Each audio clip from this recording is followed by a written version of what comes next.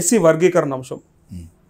మందకృష్ణ మాదిగ గారు సరే ప్రధానమంత్రి కౌగిలించుకున్నాడు కాబట్టి ఆ వర్గీకరణ జరుగుతుంది, ఆయన ఒప్పుకున్నాడు కాబట్టి జరిగే పరిస్థితి ఉన్నది అని వీళ్ళు అంటే, మాల మహానాడేమో వ్యతిరేకిస్తూ ఉన్నది. వీళ్ళ మధ్యలో అసలు బీజేపీ ఏం స్టాండ్ తీసుకుంటా ఉన్నది? అండ్ మీరు ఏం చెప్పదలుచుకున్నారు? అసలు విడదీసి రాజకీయం చేయాలనుకుంటా ఉన్నారా? మాలను ఇబ్బంది పెట్టే ప్రయత్నంలో ఉన్నారా? పద్మాలు కూడా ఇస్తూ ఉన్నారు, పద్మశ్రీ ఎందుకు ఇవ్వాలి ఈ సందర్భంగా? రైట్, మీరు అడిగిన ప్రశ్న చాలా మంచి ప్రశ్న. ఈ ప్రశ్న అనేది ఒక ప్రశ్న అడిగారు. ఇప్పుడు చాలా మీరు రెండు ప్రశ్నలు అడిగారు, మంచి ప్రశ్నలు అడిగారు. ఇప్పుడు నవీన్ అలియాస్ తిరుమల కావచ్చు, మందకృష్ణ స్టేట్ లో ఉన్న బర్నింగ్ చాలా మంచి ప్రశ్నలు. ఇట్లాంటి ప్రశ్నలు అడగాలి జర్నలిస్టులు. నిజంగా ఇది ఏంటంటే, ఫస్ట్ వ్యక్తిగతంగా నేను మందకృష్ణ అభిమానిని. మందకృష్ణ లాంటి పుట్టుడే తక్కువ పుడతారు ఈ ప్రపంచంలో.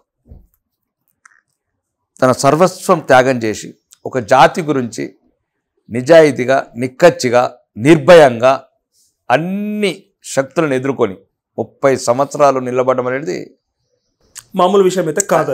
ఆ విషయంలో నేను ఒక సింగిల్ కాజ్ కోసం ఎల్లవేళలా ఒకటే దాని నేను ఆ విషయంలో మందకృష్ణకు పాదాభివందనం చేస్తున్నాను. వాహ్, పాదాభివందనం. ఎందుకంటే ఇట్లాంటి వ్యక్తులు భూమి మీద దశాబ్దాల పోరాటం అయినది. అవును, ఇలాంటి వ్యక్తులు భూమి మీద ఉండాలా. ఆయనకి లీడర్లే, ఆయన కోరుకుని పదవుల. ప్రతి ముఖ్యమంత్రి ఆయనకు పిలిచి నంచి పెట్టిండు. చంద్రబాబు నాయుడు కావచ్చు, రాహుల్ గాంధీ కావచ్చు, రేవంత్ రెడ్డి కావచ్చు, అందరూ ప్రతి ఒక్కరు ఆయన ఆ రకంగా గౌరవించారు. ఎన్నో ప్రలోభాలు పెట్టారు, పదవులు ఇస్తాము అది ఇస్తాము అని. ఉద్యమం మాత్రం మానలే. తన జాతిని మోసం చేయలే. ఇది లీడర్షిప్. కాబట్టి దానికి నేను కట్టుబడి ఉన్నాను. రెండోది, అది ప్రధానమంత్రి కౌగులించుకుంటే వచ్చేవి కావు ఇవన్నీ. ప్రధానమంత్రి దేశవ్యాప్తంగా 30 రాష్ట్రాలు 29 రాష్ట్రాలు చాలా మందిని కౌగులించుకుంటాడు. అతి కొద్ది దేశవ్యాప్తంగా ఉన్న ఇట్లాంటి వ్యక్తుల మీద ఆయనకు ఒక నమ్మకం. అంటే నాలాగా ప్రధానమంత్రి కూడా జాతి గురించి నిరంతరం ఏమో భుజం దడతా ఉంటాడు, ఆయన ఏమో కౌగిలించుకున్నాడు కదా. నో, అక్కడ సందర్భము, ఒక రకమైన ఆత్మీయత భావం. ప్రధానమంత్రి దూరం ఎందుకు చేస్తారు? దూరం చేయడం కాదు, అది భారత న్యాయ వ్యవస్థ జడ్జిమెంట్ ఇచ్చిందండి. నరేంద్ర మోడీ గారు ఇవ్వలేదు. దయచేసి మీరు ఏదైనా ఒకటి గౌరవించండి. ఈ దేశానికి రాజ్యాంగబద్ధంగా ఏర్పడి ఒక న్యాయ వ్యవస్థ ఉంది. ఆ న్యాయ వ్యవస్థ తీర్పు ప్రకారం న్యాయం జరగాల ఆ జాతికి అని చెప్పింది. అంటే వాళ్ళు ఏవైతే కోల్పోయారు అవకాశాలు, అది నేను చెప్తున్నాను. స్టడీ సుప్రీంకోర్టు తీసుకున్నది. ఇప్పుడు మామూలు డిస్ట్రిక్ట్ కోర్టు, హైకోర్టు, సుప్రీంకోర్టు కొన్ని విధానాలు ఉంటాయి నరేష్. అంటే ఒక్కొక్కరు తీసుకునే సబ్జెక్ట్ వేరే ఉంటుంది, ఇన్ఫర్మేషన్ వేరే ఉంటుంది. అంటే టోటల్గా ఎంటైర్ ఇన్ఫర్మేషన్ తీసుకున్న తర్వాత సుప్రీంకోర్టు దాంట్లో నిజ నిజాలు న్యాయమని తలిచింది. నిజంగా మాదిగ సోదరులు అన్యాయమైనరు, వాళ్ళకి జరిగిన అంటే మొత్తం స్టాటిస్టిక్ డాటా చూసిర్రు. స్వాతంత్రం వచ్చిన నుంచి మాదిగలు ఎంత అన్యాయమైనరు. నేను చెప్పట్లేదు ఇది, ఇప్పుడు నువ్వే చెప్పావు. ఒక మాల అధికారిగా నువ్వు రిపోర్ట్ ఇచ్చినావు. అక్కడ ఐఏఎస్ ఆఫీసర్లు, ఐపీఎస్ ఆఫీసర్లు ఎవరైతే మాల అధికారులు ఉన్నారో వాళ్ళే రిపోర్ట్స్ ఇచ్చారు సుప్రీంకోర్టుకు. మేము సుమారు ఇప్పుడు ఎస్సీకి 30 పోస్టులు రిజర్వ్డ్ అలాట్ అయినాయి అనుకుందాం. 30లో 28 మంది మాలాలు అపాయింట్ అయ్యారు, 2 మాదిగలు అపాయింట్మెంట్ అయ్యారు. వాళ్ళు ఇచ్చిన రిపోర్టు నేను చెప్పట్లేదు, సుప్రీంకోర్టులో వాళ్ళు ఇచ్చిన రిపోర్ట్. అంటే అడుగడుగున అన్యాయమైన బిడ్డలు, మాదిగ బిడ్డలు ఎస్సే కావచ్చు, కానీ ఎస్సీల ఆ ఫలాలు పొందుతున్నారు కొన్ని వర్గాలే. కాబట్టి ఇలా న్యాయమైన వాటా ఇవ్వమన్నారు. దాంట్లో సుప్రీంకోర్టు చెప్పినది తప్ప నేను కౌగులించుకున్నా నువ్వు కౌగులించుకో కాదు. రెండోది న్యాయమే. కానీ ప్రధాన విమర్శ ఇక్కడ మత రాజకీయాలు చేసే బీజేపీ కుల రాజకీయాలు మొదలుపెట్టింది. మందకృష్ణ మాదిగ లాంటి మధ్యలో పెట్టి ఇలా కావాలని కుల చిచ్చు రేపుతా ఉంది మాలల మధ్య, మాదిగల మధ్య అని చెప్పి మీ పైన విమర్శ వస్తూ ఉంది. దేనికండి కుల చిచ్చు? ఇలా వాళ్ళు తండ్రులు ఆడుకునే పరిస్థితి తీసుకొచ్చాను. నేను మాల సోదరులకు కూడా దయచేసి ఎవరికి సపోర్ట్ చేస్తున్నారు? నేను మాల సోదరులకు నేను మీ యొక్క సోదరుడుగా చెప్తున్నా, దయచేసి అలా కన్నీళ్ళు ఇంకా మంచిగా కావు మాదిగ సోదరులే. సుమారు స్వాతంత్రం వచ్చి నుంచి ఏదైతే మన రాష్ట్రం ఏర్పడి నుంచి 1956 కావచ్చు, 50 నుంచి ఎవైతే మీరు పొలాలు అధికంగా పొందారో కొద్దిగా ఇచ్చి చూడండి మీ సోదరుడికి. కొద్దిగా మీ సోదరులే వాళ్ళు, ఎవరో కారు. ఓకే, మనం ఈ కుల వ్యవస్థలు అయితే ఉన్నప్పుడు మన జాతి అనుకోండి. ఇప్పుడు మీరు ఇన్నొద్దులు కొద్దిగా 4 పూటలు తిన్నారు, వాళ్ళు ఒక పూట తిన్నారు, ఒక పూట తినండి.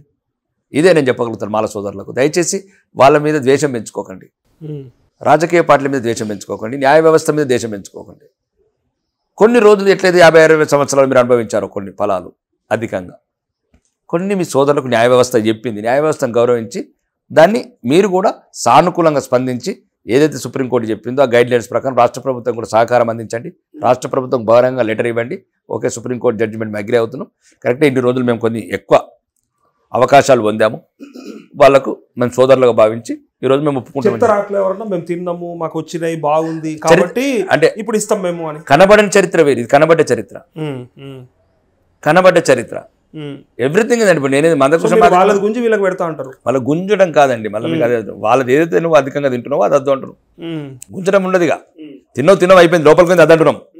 ఇప్పుడు తినేది పల్లెలు మొత్తం పెద్ద పిల్లల మీద పెట్టుకోకు, మంచి సమానంగా తిన్నారు అంటున్నాం. అంతే తప్ప కుల రాజకీయాలు లేదు, కుల రాజకీయం కాదు. కొంతమంది కూడా అక్కడ సబ్జెక్ట్ తీదేనే నరేష్, ఇక వాళ్ళు ఇంకే రకంగా వర్గీకరించుకుంటున్నారా వర్ణనలు చేసుకుంటున్నారా నాకు సంబంధం లేదు. నేను మాల సోదరులకు మాత్రం మీ సోదరుడు చెప్తున్నాను, మాదిగ సోదరులను మీ సోదరులకు గౌరవించండి. ఇప్పుడే పద్మశ్రీ అయింది మరి మందకృష్ణ మాదిగ గారు. పద్మశ్రీ అంటే అరటి పనులు అమ్ముకుంటా కూడా ఇచ్చినాం. అది ఎట్లా ఇవ్వాల్సింది. నిష్ఠాతులు అరటి పనులకు నిష్ఠాతులు ఏమంటారు? అరే అందులో ఏమన్నా చెప్పు ఎవరు అమ్మని విధంగా అమ్మితే లేకపోతే ఎవరు ఒక 30 సంవత్సరాలు ఆయన ఒక్కదాని గురించి ఆయన కళ్ళకి మీకు ఒక్క సంఘటన చెప్తే కళ్ళకి నీళ్ళు వస్తాయి. ఇది తెలంగాణ ప్రజలు ఒక్కసారి మందకృష్ణ గారి గురించి మీరు తెలుసుకోవాలంటే ఒక్క సంఘటన తెలుసుకోవాలి. ఈ ఒక్క సంఘటన మందకృష్ణ ఎంత మహోన్నతమైన వ్యక్తి తెలుసుకోవాలి మీరు.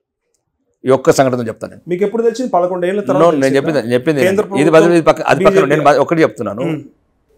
అంటే మీరు అన్నది ఒకటి ఏదో దళిత సంఘం దళిత ఉద్యమం అనుకుంటున్నారు, మాదిగా దండ అది కాదు. అన్నిటికన్నా ఉద్యమం చనిపోయిన బిడ్డలను కూడా సంకల పట్టుకొని తిరిగాడు.